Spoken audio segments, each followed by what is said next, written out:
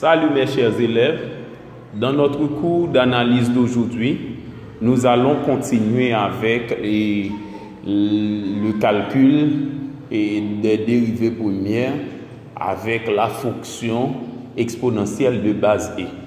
Voici un exercice. Calculer le domaine de définition et la dérivée première des fonctions suivantes. A. F de x est égal à ln 3 moins exponentielle x sur exponentielle 2x moins 1. B. F de x est égal à ln exponentielle 2x moins 3 exponentielle x plus 1 plus 2 carré. Ok, ce sont ces deux parties-là de l'exercice que nous allons résoudre dans le cours d'aujourd'hui. Ok, sans perdre de temps, on commence avec la partie A. Dans cet exercice, on a pour devoir de donner le domaine de définition et ensuite la dérivée première, ok, de chaque fonction qu'on fait choix. Donc, si on prend la fonction en A, eh bien, nous allons définir cette fonction et ensuite donner sa dérivée première. Puisque la fonction se présente sous la forme ln(u), nous avons vu que lorsqu'on a ln(u) a un sens, c'est si u est strictement positif. De ce fait, je pose comme condition pour le domaine de définition de f, c'est tout réel x tel que la valeur de u ici, c'est 3 moins exponentielle x sur exponentielle 2x moins 1, soit supérieur à 0. Ok, donc ln(u) a un sens si u est supérieur à 0. Donc je pose u supérieur à 0 comme condition. Maintenant, pour voir dans quel cas u est strictement supérieur à 0, il suffit d'étudier le signe du rapport. Eh bien, pour ce faire, j'annule U. Ok, c'est un rapport. Pour annuler un rapport, il faut poser le numéro égal à 0 et le dénot différent de 0. Eh bien, pour le numéro égal à 0, c'est 3 moins exponentielle x égale à 0 qui nous donne exponentielle x égale à 3. Parce qu'on peut avoir 3 égale à exponentielle x ou encore exponentielle x est égal à 3. Maintenant, puisque les deux nombres sont strictement positifs, et l'inconnu x est comme puissance, eh bien on peut prendre ln des deux membres pour résoudre l'équation. Ln des deux membres, on a ln exponentielle x est égal à ln3 qui nous donne x égale à ln3, puisque pour tout réel x, ln exponentielle x donne x. Et dans l'autre cas, on a exponentielle 2x moins 1 est différent de 0.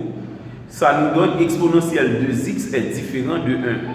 Exponentielle 2x est différent de 1. Puisque l'équation se fait à partir de la fonction exponentielle, eh bien on peut transformer 1 en exponentielle 0. Exponentielle 2x est différent de exponentielle 0. Puisque la fonction exponentielle est une fonction bijective de R vers R star plus, eh bien dire que exponentielle 2x est différent de exponentielle 0, c'est dire que 2x est différent de 0. Ou encore x est différent de 0. Eh bien voilà, on trouve deux valeurs dans l'étude de signes. Ok, donc lorsqu'on annule le rapport, on trouve la valeur qui annule le rapport qui est ln3 et la valeur que le dénot ne peut pas prendre. Maintenant, on met ces deux valeurs-là dans un seul tableau. Donc normalement, on doit mettre ces valeurs dans l'ordre croissant. 0, c'est l'équivalent de ln1. Ok, on va devoir comparer ln1 et ln3. Mais puisque la fonction ln est strictement croissante sur R star plus, la fonction ln est strictement croissante sur R star plus, eh bien, si on a ln1 doit être plus petit que ln3. C'est pourquoi 0 est plus petit que ln3 parce que 0 donne ln1. Donc 0 va être placé avant ln3 dans l'ordre croissant, ok, dans le tableau. Maintenant, le numéro qui s'annule pour ln3, le signe de A c'est moins, je mets moins à droite et le signe contraire de A à gauche, ok, qui est plus. Exponentielle 2x moins 1 s'annule pour 0, mais c'est la valeur qui annule le dénot, je mets devant. Le signe de A plus à droite et le signe contraire de A moins à gauche. Maintenant, c'était un rapport, ce qui m'intéresse c'est le signe du rapport. Eh bien, je fais Q comme quotient et en maintenant j'applique la règle des signes, plus par moins moins, plus par plus plus, moins par plus moins. Eh bien, ce qui nous intéressait dans cette partie, c'était l'endroit où le rapport était strictement positif. Et bien, suivant le tableau, le rapport est strictement positif entre 0 et ln3. Donc, le domaine de définition, c'est 0 ln3, sauf 0 et ln3. C'est l'intervalle 0 et ln3, sauf 0 et ln3. Parce que, sauf 0 et ln3. Parce que l'intervalle est toujours ouvert sur 0 et sur ln3. Maintenant, pour la dérivée première. Ok, donc c'est un théorème. Lorsqu'on a ln(u) pour une fonction, sa dérivée, c'est simple, c'est u' sur u. Il suffit d'identifier u. U, c'est 3 moins exponentielle x sur exponentielle 2x moins 1. Ok, maintenant, lorsqu'on a u, pour trouver u', donc en général, suivant les opérations sur la dérivée, nous avons vu lorsqu'on a u sur v, donc tout rapport était considéré comme u sur v. Donc ici, on ne peut plus dire u sur v parce qu'on a déjà eu. On sera dans une contradiction totale. Eh bien, nous allons faire dégager la leçon, ok, qu'on pourrait en tirer dans la formule u sur v. Ok, lorsqu'on a u sur v, la dérivée de u sur v, c'est u'v moins v' sur v carré. Cela veut dire c'est la dérivée du numé par le déno moins la dérivée du déno par le numé sur le déno au carré.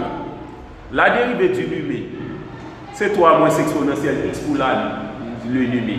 Sa dérivée donne, dérivée de 3 c'est 0, dérivée de exponentielle x, c'est encore exponentielle x. Mais puisqu'on a moins, eh bien d'une manière générale, la dérivée du numé donne moins exponentielle x qui se multiplie par exponentielle 2x moins 1. Moins la dérivée du déno. La dérivée du déno, c'est exponentielle 2x moins 1 pour le déno. Nous avons appris la dérivée de exponentielle u, c'est e' exposant u. Eh bien, la dérivée de 2x, qui est la dérivée de exponentielle 2x. Eh bien, puisque la dérivée de 2x donne 2, eh bien, la dérivée de exponentielle 2x donne 2 exponentielle 2x. Eh bien, c'est moins v'. Eh bien, donc, on applique moins la dérivée du déno par le numé qui est 3 moins exponentielle x sur le déno au carré qui est exponentielle 2x moins 1 au carré. Donc, vous voyez, on a la dérivée du numé qui donne moins exponentielle x par le déno, moins la dérivée du déno qui donne 2 exponentielle 2x par le numé sur le déno au carré. Maintenant, on fait entrer ça par distributivité. Ok, donc on développe, on chasse les parenthèses. Ça donne moins exponentielle 3x plus exponentielle x, moins 6 exponentielle 2x plus 2 exponentielle 3x sur exponentielle 2x moins 1 au carré. Maintenant, on réduit, ok, et on ordonne suivant la puissance décroissante de exponentielle x. On a expo 3x moins 6 expo 2x plus expo x sur exponentielle 2x moins 1 au carré. Maintenant, on met exponentielle x en évidence, ça nous donne exponentielle x facteur de exponentielle 2x moins 6 exponentielle x plus 1 sur exponentielle 2x moins 1 au carré. Okay? Expo x facteur de expo 2x moins 6 expo x plus 1 sur exponentielle 2x moins 1 au carré. Maintenant, pour appliquer la formule, f' de x c'est u' sur u. Eh bien, on remplace u' par sa valeur, ok, divisé par u. Maintenant, on a la division de deux fractions. Pour diviser deux fractions, il faut prendre la première par l'inverse de la deuxième. Ok, donc on renverse la deuxième fraction. Et bien, ça nous donne exponentielle 2x moins 1 sur 3 moins exponentielle x. On simplifie par exponentielle 2x moins 1. Ça nous donne f' de x égale à exponentielle x par exponentielle 2x moins 6 exponentielle x plus 1 sur exponentielle 2x moins 1 par 3 moins exponentielle x. Ok, c'était tout pour la partie A. Maintenant, pour la partie B, c'est comme à l'ordinaire. C'est encore f de x égale à ln quelque chose. C'est ln expo 2x moins 3 exponentielle x plus 1 plus 2 carré. Eh bien, pour donner le domaine de définition de cette fonction, c'est encore le domaine de définition, la dérivée première. Eh bien, puisqu'on a ln u, eh bien, ln u a un sens, c'est si u est supérieur à 0. Puisque dans les autres cas, on a exponentielle d'un polynôme. Lorsqu'on a exponentielle, si l'exposant de la fonction exponentielle est un polynôme, donc l'exponentielle est définie sur R. Donc, ce qui pourrait nous empêcher à avoir une fonction, c'est si l'expression qui s'écrit entre les parenthèses, eh bien, cette expression-là n'est pas strictement positive. Eh bien, donc ceci, l'expression n'est pas strictement positive. De ce fait, on a expo 2x moins 3 exponentielle x plus 1 plus 2z carré supérieur à 0. Ok, donc c'est la condition qui est nécessaire et suffisante pour que la fonction f existe. Maintenant, ça nous donne directement une inéquation avec la fonction exponentielle de base e. Eh bien, pour résoudre cette inéquation, on annule le premier membre puisque le second membre est déjà nul. Eh bien, ça nous donne une équation où l'inconnu x est figuré à partir de la fonction exponentielle. On rend plus simple et l'expression exponentielle de x, c'est exponentielle x au carré moins 3 exponentielle x plus 1, c'est exponentielle x par exponentielle 1. Parce que nous avons appris cette propriété, exponentielle a plus b, c'est exponentielle a par exponentielle b. Donc exponentielle x plus 1, c'est exponentielle x par exponentielle 1. Plus 2z carré est égal à 0. Maintenant, on ordonne exponentielle x par exponentielle 1, c'est encore exponentielle 1 par exponentielle x, puisque la multiplication dans R est commutative. Donc, on a exponentielle x au carré, moins 3z par exponentielle x, plus 2z carré égale à 0. Ok, maintenant, l'inconnu x est donc figuré à partir de la variable réelle x. Eh bien, on pose exponentielle x égale à t, où t est strictement positif. On fait un changement de variable pour résoudre l'équation du second degré trouvée. Eh bien, ça nous donne t carré moins 3et t plus 2z carré égale à 0. Puisqu'il s'agit d'une équation du second degré, on calcule le discriminant delta égale à b carré moins 4ac. On remplace b, a et c par leurs valeurs respectives. Eh bien, ça nous donne 9 carré moins 8 carré. Et après réduction, on trouve e carré pour delta. Puisque delta donne un nombre strictement positif, on va avoir deux racines réelles distinctes. Et la racine carrée de delta donne e. Ok, donc ce serait mathématiquement valeur absolue de e. Parce que la racine carrée de x carré donne valeur absolue de x. Mais e, c'est un nombre strictement positif, et bien ça donne e exactement.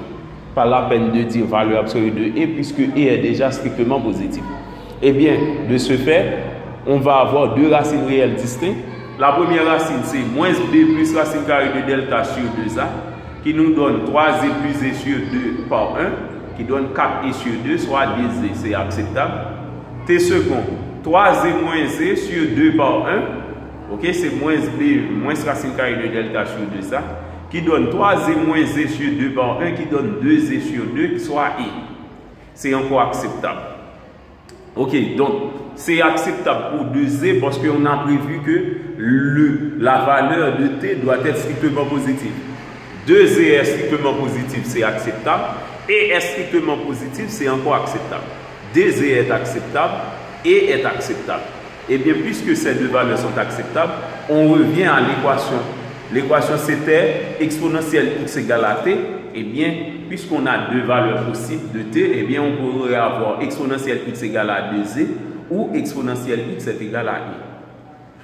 Puisque l'inconnu x est figuré à partir d'une puissance, eh bien, on prend ln des deux membres, puisque les deux membres sont strictement positifs, pour résoudre l'équation. Ça nous donne ln exponentielle x est égal à ln de z. Ln exponentielle x donne x pour tout réel x, et ln de z, avec la propriété ln a par b, est égal à ln a plus ln b, lorsque a et b sont strictement positifs. Eh bien, ln de z, 2 est strictement positif et est strictement positif. Eh bien, ln de z donne ln2 plus ln e. ln e donne 1, eh bien, donc x donne ln2 plus 1 ou encore 1 plus ln2. On a la valeur de x dans cette partie. Pour l'autre partie, c'est exponentielle x égale à e ou encore e exposant 1.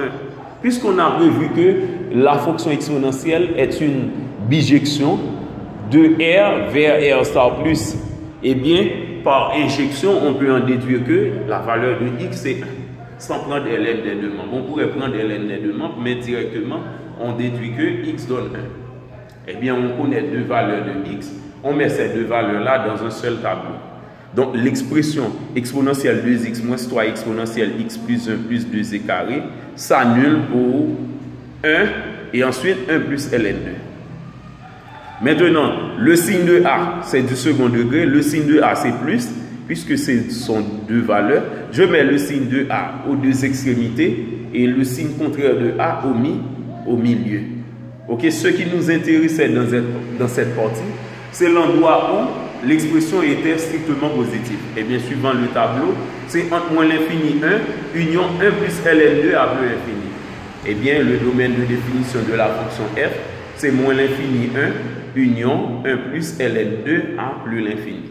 Donc, c'est donc le domaine de définition de la fonction f, ok, pour la partie B.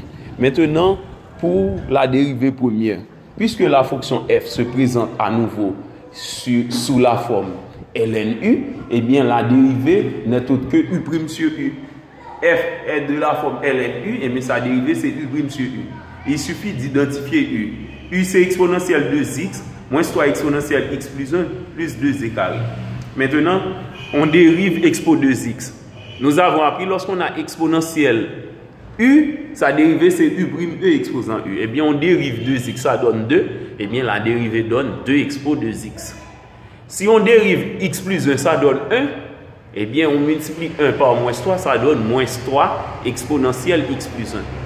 Maintenant, 2e carré est constant parce que 2e carré est indépendant de x. Puisque la dérivée se fait par rapport à x, eh bien, sa dérivée donne 0.